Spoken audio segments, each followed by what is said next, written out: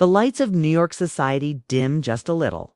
The whispers stop, and a name that spent decades floating through ballrooms, royal palaces, and Hollywood dinner parties suddenly becomes past tense.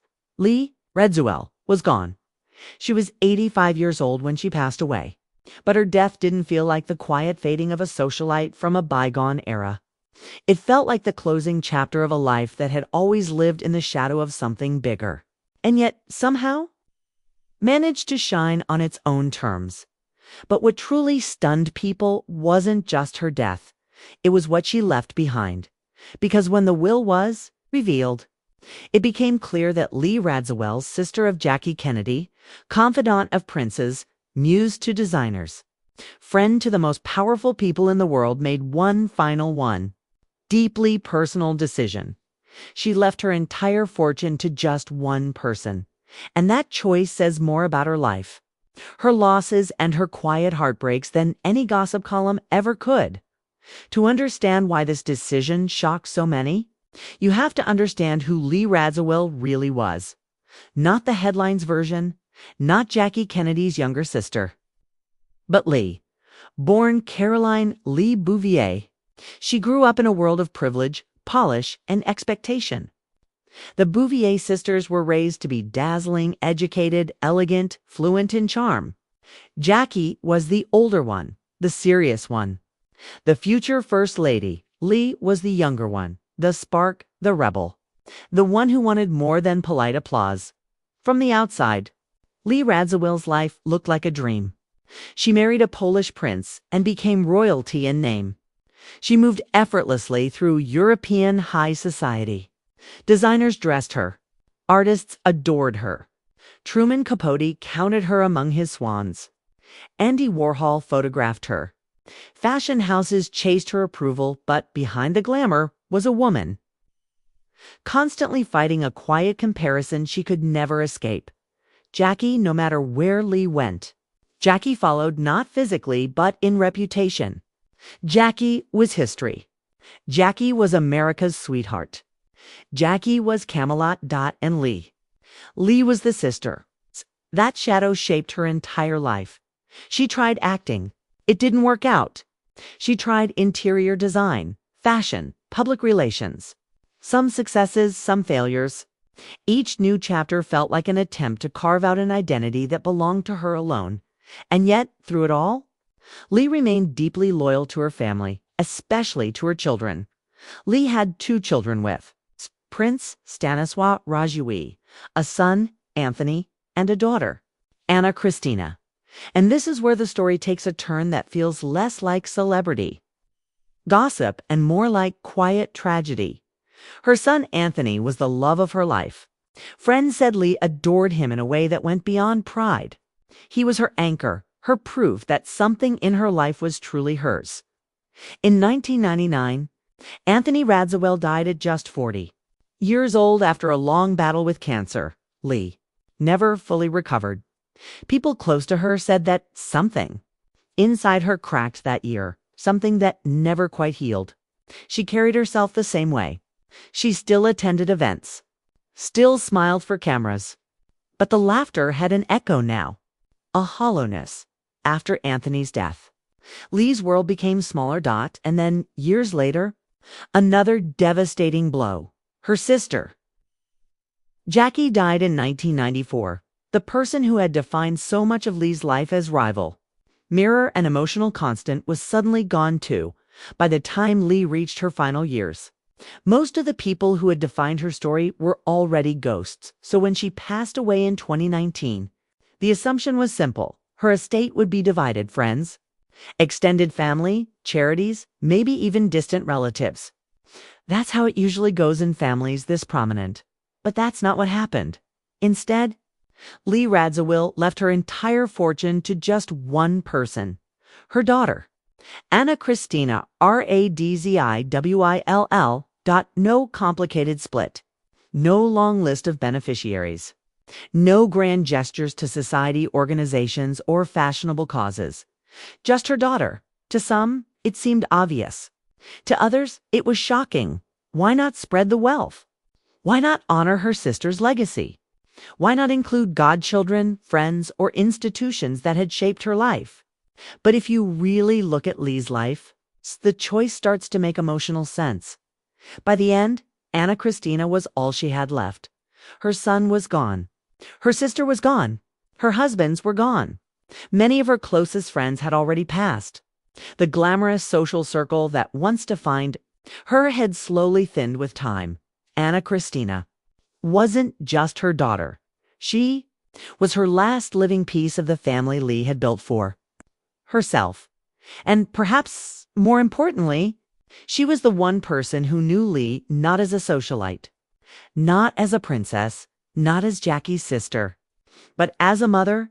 Those final years were quiet. Lee wasn't chasing headlines anymore. She wasn't trying to prove anything. The rivalry, the ambition, the hunger for validation, it had all faded. What remained was love, memory, and loss. People who knew her said she became more reflective, more sentimental. She talked about the past often, about her children, about Anthony, about Jackie Dot, and in that mindset, the decision to leave everything to one person feels less like drama and more like devotion. Sadly, fate wasn't done being cruel. Just 1 year after Lee Radziwill's death, Anna Christina Radziwill passed away as well at the age of 68. After a battle with cancer in a heartbreaking twist, the fortune Lee had so carefully passed down survived her by barely a year. And suddenly, the story wasn't about money at all. It was about how fleeting everything truly is. The glamour, the fame, the power, the wealth. All of it disappears faster than anyone expects. Lee Radziwill spent her entire life surrounded by beauty, luxury, and influence. Yet her final act wasn't about status or legacy in the public sense. It was about holding onto family in a world where she had already lost so much. There's something hauntingly human about that. For all the headlines, all the comparisons, all the whispered gossip about jealousy and rivalry, Lee's last decision stripped everything down to its simplest truth. When the lights go out, when the parties end, when the applause fades, all that really matters is who you love and who you trust to carry what's left of you forward. Lee Radziwill didn't leave her fortune to history. She left it to her heart, and in doing so, she told the world who truly mattered to her without saying a single word. And honestly, the more you look at it, the more her final decision feels like the quiet conclusion to a lifetime of unspoken emotions. Lee Radziwill lived her entire life surrounded by people. Yet emotionally, she often stood alone. From a very young age, she understood something most people never have to face: that love can exist alongside comparison, and admiration can quietly turn into competition. She adored her sister Jackie, but she also lived with a constant reminder that the world saw Jackie as the symbol, the icon, the woman frozen in history. Lee was expected to sparkle without ever outshining. And that kind of pressure leaves marks. She chased reinvention not because she was lost, but because she wanted to be seen. Acting was supposed to be her breakthrough, but critics were brutal. Fashion embraced her style, but never crowned her the way it did others. Even her royal marriage, glamorous on paper, couldn't give her the emotional fulfillment she craved behind palace walls and society smiles. Lee's marriages struggled. Love came and went. Titles stayed. Happiness didn't. So she poured herself into motherhood. Anthony and Anna Christina became her emotional center. They were the one space where she didn't have to compete, perform, or compare. With them, she was simply Lee. When Anthony fell ill, Lee became relentless in her hope. She fought alongside him, believing sheer willpower could bend fate. When he died, that belief shattered. Friends later said she spoke about Anthony as if he were still nearby, like she was afraid that letting go completely would make the loss permanent. After that, Lee never truly planned for the future anymore. She lived in memory. She reminisced about old parties, old friendships, old love stories. She talked about Jackie often, sometimes with warmth, sometimes with a sadness that hinted at unresolved feelings. Their relationship had been complicated, layered with affection and envy, closeness and distance. When Jackie died, Lee lost more than a sister.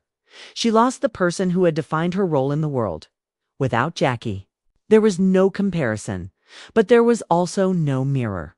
And that's when Lee began to fade quietly from public life. Not dramatically, not bitterly, just gently stepping back so when people reacted with surprise at her will, they were really reacting to the illusion they had built around her. They expected grand gestures because her life looked grand. But Lee Radziwill, at the end, wasn't thinking like a socialite or a princess. She was thinking like a mother who had already buried one child and feared leaving the other behind without protection, leaving her entire fortune to Anna Christina wasn't about favoritism. It was about fear. Fear of loss. Fear of absence. Fear that once she was gone, her daughter would be alone in the same way she had been. And then came the cruelest irony of all, Anna Christina's death. So soon after Lee's reframed everything, suddenly, Lee's careful planning felt tragically futile. The fortune, the legacy, the intention all overtaken by time. It was a reminder that no amount of wealth can outpace mortality in the end. Lee Radziwill's story isn't really about inheritance, it's about longing. Longing to be chosen, longing to be remembered, longing to matter for who she was, not who she stood next to. Her final decision wasn't loud. It didn't make headlines. It's the way scandals do. But it was honest, and maybe that was Lee's quiet victory, choosing love over legacy, family over fame, and intimacy over image. After a lifetime of being watched, compared, and analyzed, Lee Radziwill made one decision that belonged entirely to her. No audience, no applause, just meaning. What made Lee Radziwill fascinating wasn't just who she knew. It was how close she got, and how easily those relationships slipped through her fingers. She was part of Truman Capote's infamous inner circle, the glamorous group of elite women he called his swans. These were women who ruled New York society without holding official power. They influenced fashion, politics, and culture simply by showing up. Lee fit perfectly into that world. She had the voice, the look, the background, the last name. But even there, she never quite felt secure. When Capote later betrayed many of those women by exposing their secrets, Lee was wounded like the rest. Another reminder that even in the most glittering rooms, loyalty was fragile. People came close to her life, borrowed pieces of it, and then disappeared. That pattern followed her everywhere. In fashion, she was admired endlessly. Designers like Giorgio Armani adored her. She had impeccable taste, the kind that couldn't be taught. Yet she was never the brand, never the headline, always the inspiration standing just to the side, in love. It was the same story. Her marriages were passionate at first, then complicated, then quietly disappointing. She wanted romance, but she also wanted reassurance, something steady in a life that constantly shifted. Instead, she often found herself starting over, again and again, convincing the world she was fine while privately feeling untethered. And throughout all of this, the public never stopped comparing her to Jackie, who became First Lady. Jackie, who survived tragedy in front of the entire world. Jackie, who married a billionaire and retreated into myth. Lee watched all of that from close range. And even though she had her own tragedies, her own heartbreaks, they never became history lessons. They remained footnotes. That does something to a person. It teaches you to keep things close, to trust less, to value the few bonds that feel real. By the time Lee reached her later years, the glamour felt almost like a costume she no longer needed. She still dressed beautifully, still carried herself with elegance. But she no longer chased approval. Her conversations turned inward. She talked about motherhood more than society. She talked about loss more than success. She talked about time, how fast it moved, how little control anyone really has. Those closest to her noticed that she became protective of her personal world. She didn't let many people in. She didn't over-explain herself anymore, so when she decided that everything she had would go to one person, it wasn't impulsive, it was intentional. Lee Radziwill knew exactly how temporary admiration could be. She had lived long enough to watch famous names fade, fortunes scatter, friendships dissolve after funerals. What she trusted was blood, memory, shared pain. Anna Kristana wasn't just her daughter. She was the keeper of stories no one else knew. The only person who had seen Lee not as an icon, not as a comparison, but as a woman trying to survive her own life. And maybe, in leaving her entire fortune to her, Lee was also trying to rewrite the ending she never got with her son. A second chance at protection, a final act of care. But fate, once again, had other plans. Anna Kristina's death closed the circle completely. Mother and daughter gone within a year of each other. Two lives shaped by privilege, loss, and quiet endurance. Ending without heirs to carry their version of the story forward. What remains now is memory. Photographs, stories, whispers of ballrooms. And private grief, Lee. Radziwill spent decades being observed, analyzed, and compared. Yet the most important part of her life unfolded away from cameras. And that's the part her final decision reveals. Not drama, not scandal, not rebellion, just love, concentrated into one name. In the end, Lee Radziwill didn't try to impress the world. She simply chose who mattered most when the world was gone. And maybe that's the most powerful statement she ever made. Disclaimer. The content in this video is based on publicly available information, media sources, and opinions. It is created for entertainment and educational purposes only. We do not claim or guarantee that every detail is 100% accurate.